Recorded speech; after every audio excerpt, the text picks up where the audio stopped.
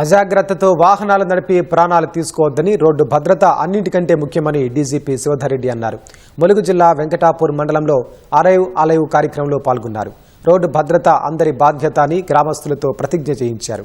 Helmet లేకుండా ద్విచక్ర వాహనం నడపొద్దని, కార్ డ్రైవింగ్ చేసేటప్పుడు సీట్ బెల్ట్ పెట్టుకోవాలని సూచించారు. సెల్ ఫోన్ మాట్లాడుతూ వాహనాలు నడిపి ప్రాణాల మీదకు తెచ్చుకోవద్దని పేర్కొన్నారు. అనంతరం ఉచిత కంటి వైద్య శిబిరాన్ని ప్రారంభించారు.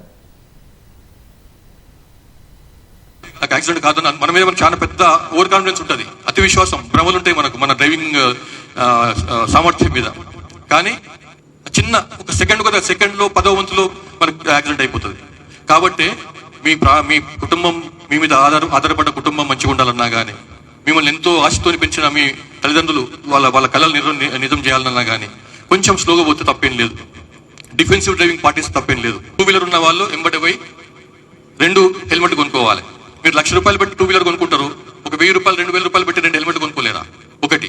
రెండోది, కార్లో పోతున్నప్పుడు కంపల్సరీగా మీరు ముందున్న వాళ్ళు పెట్టుకోవాలి సీట్ బెల్ట్, వెనుకున్న వాళ్ళు పెట్టుకోవాలి సీట్ బెల్ట్. ఇంకో ముఖ్యమైన విషయం ఏమైందంటే, మనం డ్రైవ్ చేస్తున్నప్పుడు సెల్ ఫోన్లో మాట్లాడటం. ఇక అంతకంటే పెద్ద నేరం ఇంకోటి లేదు.